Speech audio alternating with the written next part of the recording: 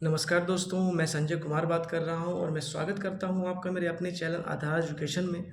तो आज हम लोग ये सीखने वाले हैं कि जैसे कि मैंने आपको पहले भिन्न के बारे में काफ़ी पढ़ाया है, लेकिन अगर मैं आपको आज ये कहूँ कि क्या हम किसी भिन्न को देख कर के ये बता सकते हैं कि क्या कोई भिन्न एक से छोटी है या एक से बड़ी है? और अगर कोई भिन्न एक से बड़ी है, तो वो कितनी बड़ी है? तो चलिए हम लोग इसे सीखने का एक बार प्रयास करते हैं। जब भी हम कभी किसी भिन्न की बात करते हैं, तो हम उसे 2 भागों के बारे में बात करते हैं, एक अंश और एक हर।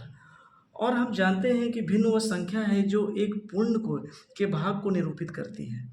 इसमें हर यह बताता है कि एक पूर्ण को कितने बराबर भागों में विभाजित किया गया है तथा अंश यह दर्शाता है कि इसमें से कितने भाग चुने गए हैं।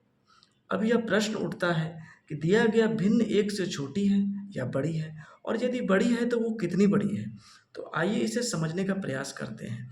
जैसा कि हम यहाँ देख पा रहे हैं कि हमने एक यहाँ पे भिन्न लिया है 2/6। तो हमने जैसा परिभाषित ही किया है, इसे हमने नहीं किया, मतलब ये इसकी परिभाषा ही है कि पूर्ण जो हर जो होता है वो ये बताता है कि हम एक पूर्ण को कितने भाग में बांटे। तो मतलब पहले ही यहाँ क्लियर हो जा रही है ये बात कि ये एक पूर्ण है, मतलब ये एक है, ये एक सिंगल चीज़ है। इस सिंगल चीज़ को हमने 6 भागों में बांटना है, तो हमने इसे 6 भागों में बांटा है, 1 2 3 4 5 एंड 6। और हमने अंश ये बता रहा है कितना भाग हमने यूज़ करना है, तो हमने उसका एक भाग और ये दूसरा भाग, हमने इस सिर्फ 2 भागों को यूज़ किया है। तो हमने एक भाग और ये दूसरा भाग, हमने उसके 2 भाग यूज़ किए। तो हमें इसके जो परिभाषा है, हमें उससे ये पता चल जा रहा है कि ये जो हमारी भिन्न है, ये एक से जो है ये भिन्न छोटी है। एक से इसलिए छोटी है और जीरो से ये बड़ी है, क्योंकि जब हम एक अंश की बात कर रहे हैं, अगर वो कोई भाग है, इसका मतलब है कि अगर वो कोई भाग नहीं होता तो वो जीरो होता, और अंश है इसका मतलब वो जीरो से बड़ी है।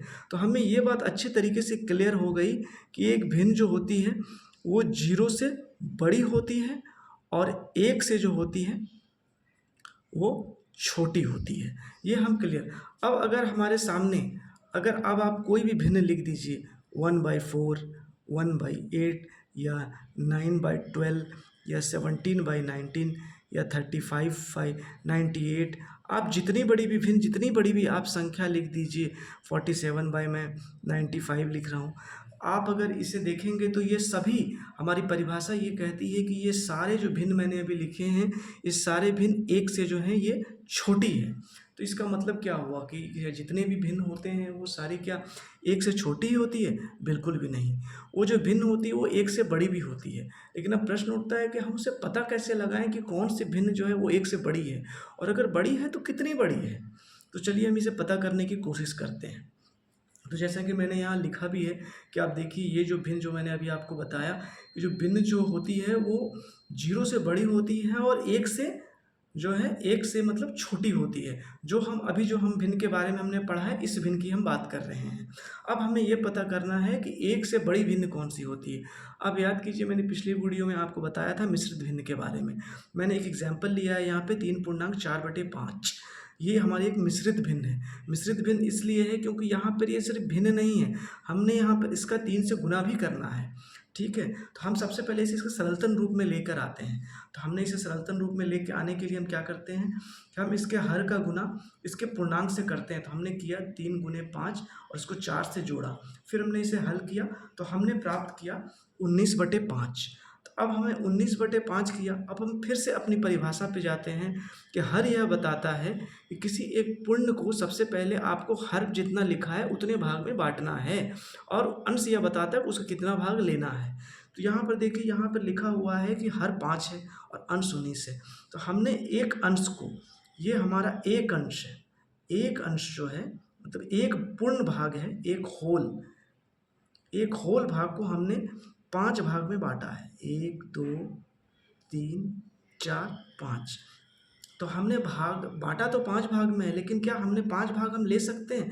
इस 19 को हम सत्य साबित कर सकते हैं? अगर हमें इस सत्य साबित करना है तो हमें फिर जो है ये 5 भाग नहीं, हमें और लेने पड़ेंगे। तो हमने यहाँ से कितना लिया? हमने 5 भाग ले लिया।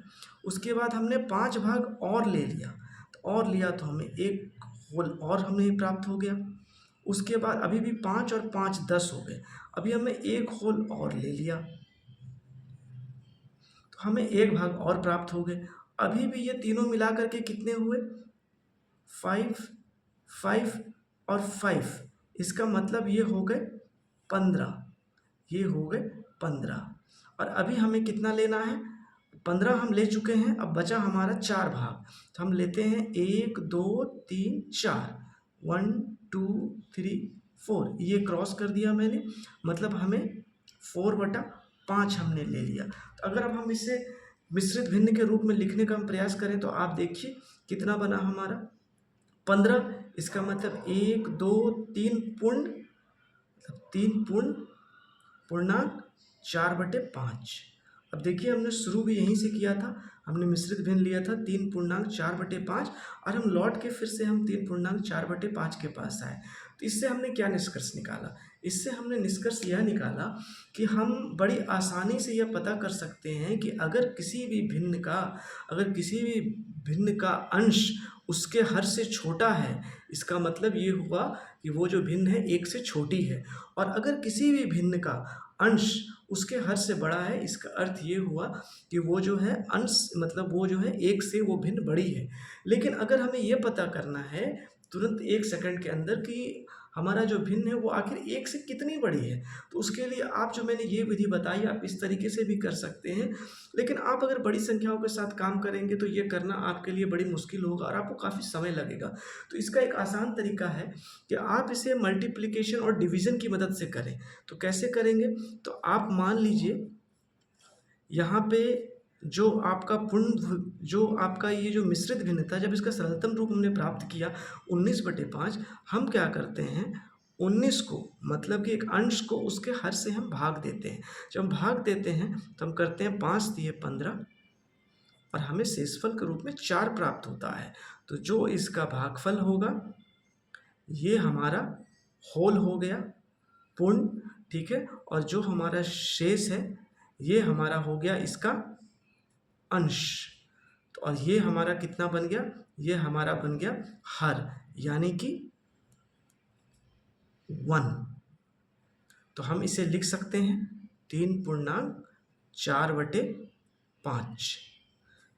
फ्रेंड्स, अगर आपको मेरी वीडियो अच्छी लगी हो तो कृपया लाइक कीजिए, सब्सक्राइब कीजिए और शेयर कीजिए।